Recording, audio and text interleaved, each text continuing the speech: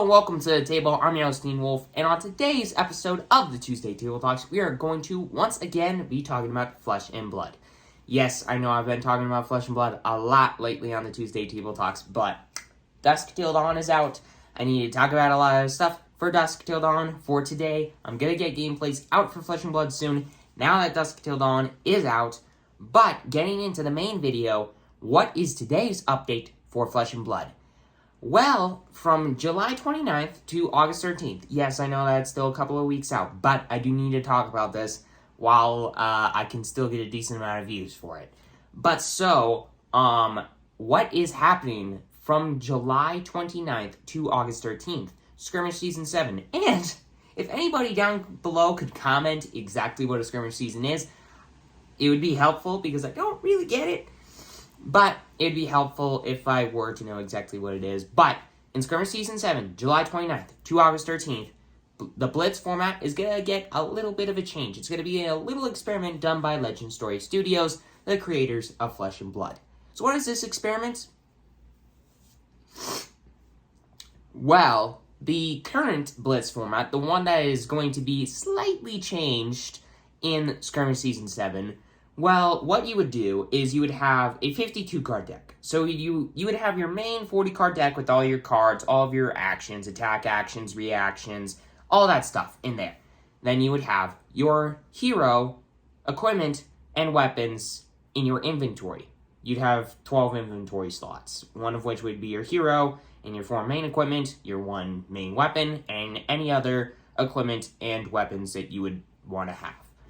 Now, in the Skirmish Season 7 experimental Blitz format, you still have your regular 40 card deck.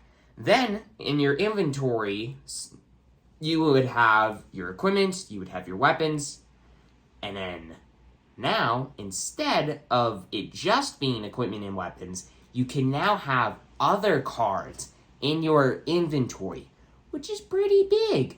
And, in addition to that, your hero is now just an addition.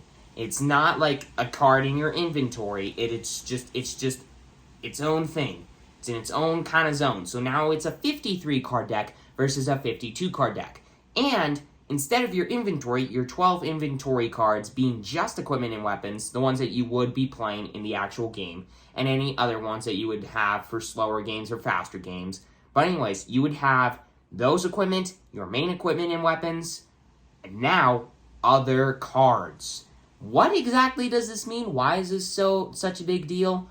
Well, the reason that is because, one, it didn't used to be like that, which is kind of cool because now, with your decks, obviously, Flesh and Blood is like a combat-centered game.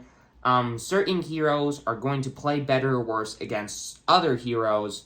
So now, with the inventory allowing you to have other cards besides just equipment and weapons in there, you can have cards in there that play really well against your worst matchups.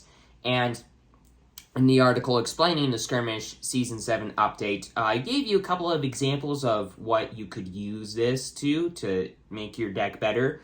So, as some of the examples in the article said, let's say that your friend's Kano deck is giving your deck some hard times. Well, now, if you want to play better against that, you could put in a couple of Oasis Respites to do better against some of the arcane damage that Kano is so well known for because he's a wizard, and everybody loves wizards.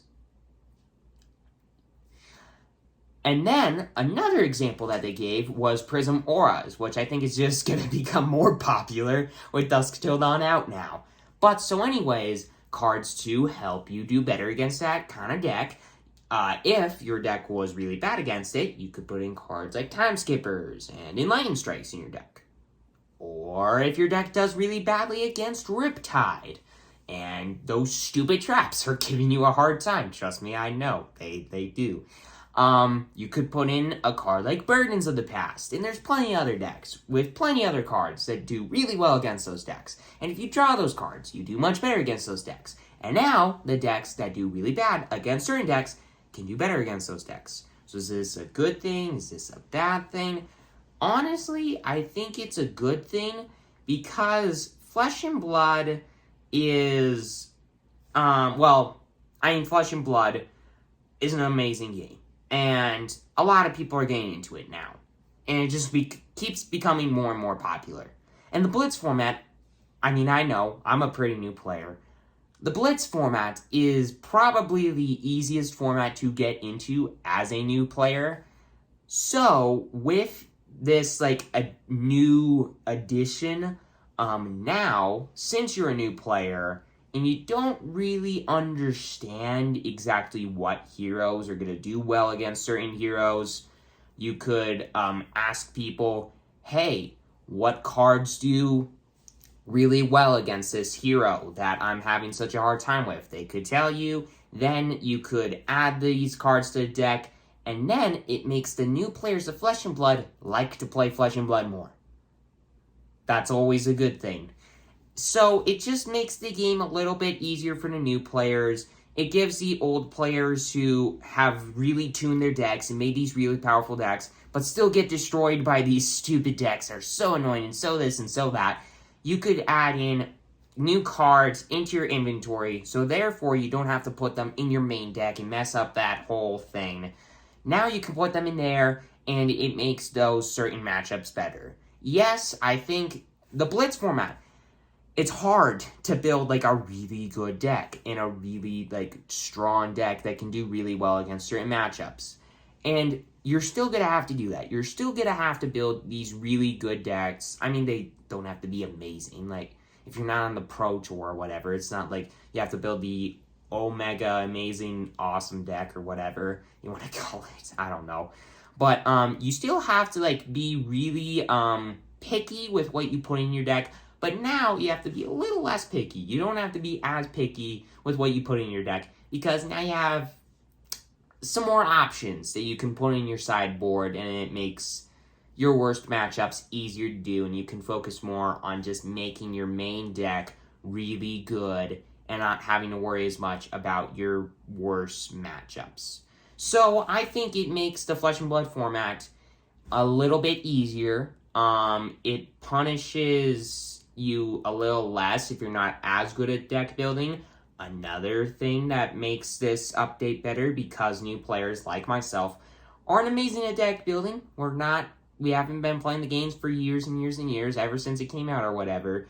So now that we're going to be punished a little bit less for our lack of deck building skills, it makes it better for us. We like the game more. I already love the game, and I already like the Blitz format and whatever, and I'm going to keep playing it no matter what. It just, if I go to my local game stores or whatever, and I play against people, and they're like, I have this deck, it's going to crush your deck. Well, now I can put in these cards to play better against those decks. I'm sorry that I'm explaining this a little bit, I'm being a bit repetitive, but I just want to make the point clear that this change, I think, is a good thing. It makes the game a little bit easier for new players.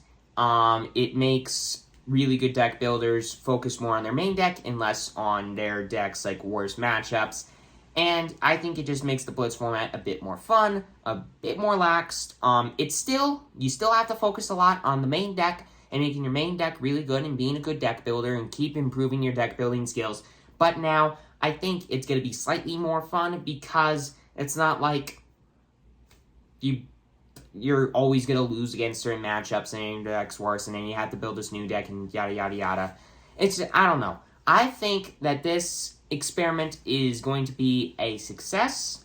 I do see some of the negatives. A lot of people are going to be like, yeah, you're not going to have as much creativity. Yeah, now all of these, really good decks are going to be less good. And I'm like, not all people are going to say that. But what I'm saying is, I think now it kind of levels the playing field for certain decks because obviously, in Dusk Till Dawn, Shadow Brutes, the Light Warriors, not really good heroes.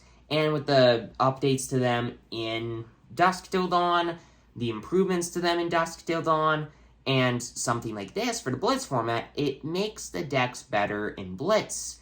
And that's always a good thing because then I feel like it might add a little bit of creativity. Now, more people want to play worse heroes, and you see, more variety to a certain point. You see more people playing different heroes.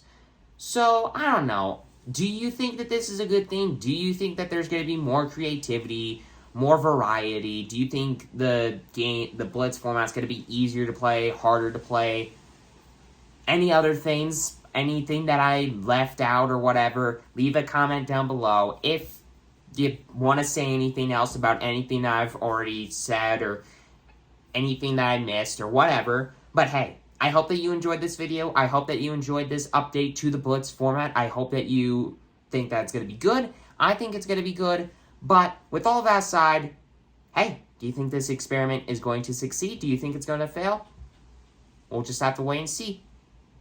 And have a great rest of your day, everybody.